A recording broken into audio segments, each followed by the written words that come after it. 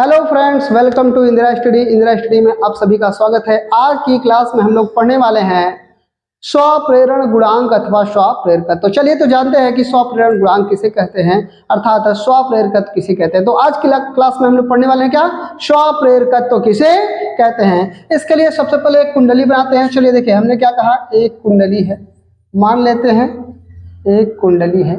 ये एक कुंडली है जिसमें कितने फेरे हैं, n फेरे।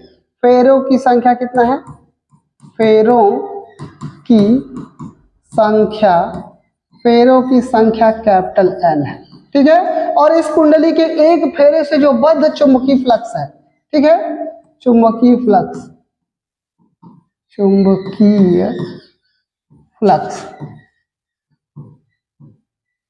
एक फेरे से बद्ध चुंबकीय फ्लक्स कितना है, वो 5B मान लेते हैं। कितना मान लेते हैं, 5B।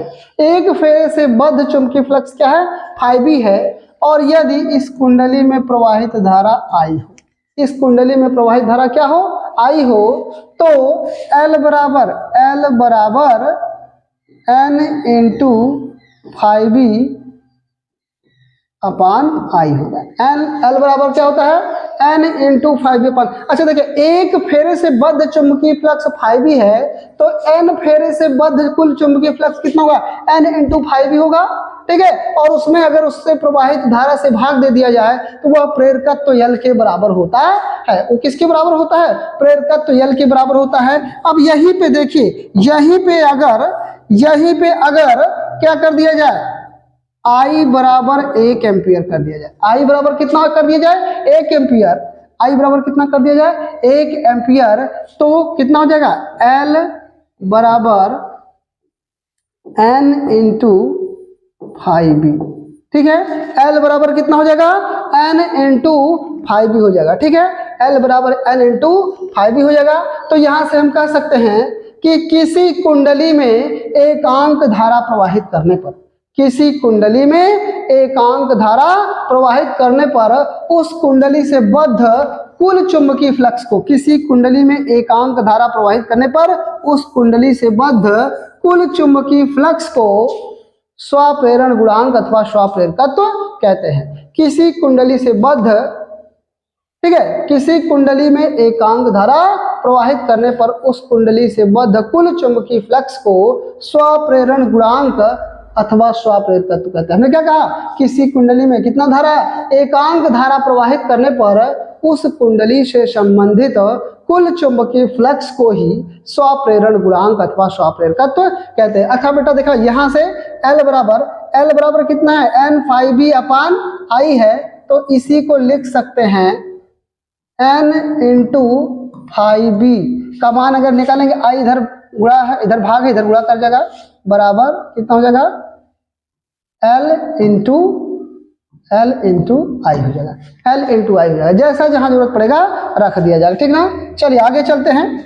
तो अब देखिए आपका कुंडली में जो प्रेरित विद्युत वाहक बल का मान होता है, E बराबर, कुंडली में प्रेरित विद्युत वाहक बल E बराबर कितना होता है, minus N into delta 5B अपान डेल्टा टी होता है। N इंटू डेल्टा 5B अपान डेल्टा टी होता है। इसी को लिखा जा सकता है इसी को लिख सकते हैं E बराबर minus delta N into 5B और अपान डेल्टा टी भी लिखा जा सकता है। N इंटू 5B की जगह पे, किसके जगह पे, N इंटू 5B की जगह पे L इंटू I रखा जा सकता है।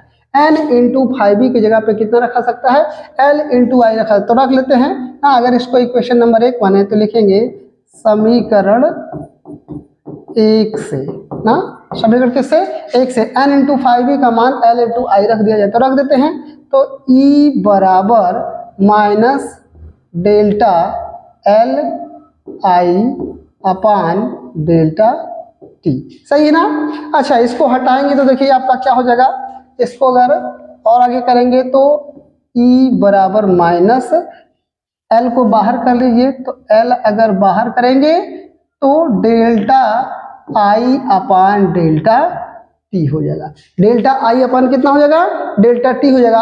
अगर यल का मान निकालेंगे तो एल बराबर, भाई ये माइनस चिन्ह क्या प्रदर्शित कर रहा था, माइनस चिन्ह ये प्रदर्शित कर रहा था जो प्रेरित विद्युत वाहक बल है सदैव उस कारण का विरोध करता है जिस कारण से वह उत्पन्न हुआ होता है। बस माइनस चिन्ह का अर्थ इतना है, तो माइनस चिन्ह को हम छोड़ देंगे तभी यहाँ पे कोई दिक्कत नहीं है, क्योंकि माइनस चिन्ह बस यही बताता है ये प्रेरित विद्युत वाहक बल सदैव उस कारण का विरोध करता है जिस कारण यह स्वयं उत्पन्न होता है, तो माइनस छोड़ देंगे। तो एल बराबर निकालेंगे तो ये पूरा ये डेल्टा आई अपान जो डेल्टा टी है वो किसमें, प्रेरित विद्युत वाहक बल में भाग कर जाएगा।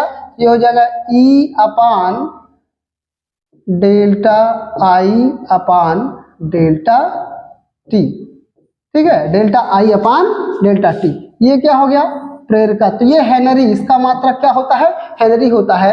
यदि यहाँ पे यदि delta I upon delta T बराबर 1 कर दिया जाए, बराबर क्या कर दिया जाए, 1 कर दिया जाए, तो L बराबर E हो जाएगा। L बराबर कितना हो जाएगा, E हो जाएगा। L बराबर कितना जाएगा बेटा, E हो जाएगा।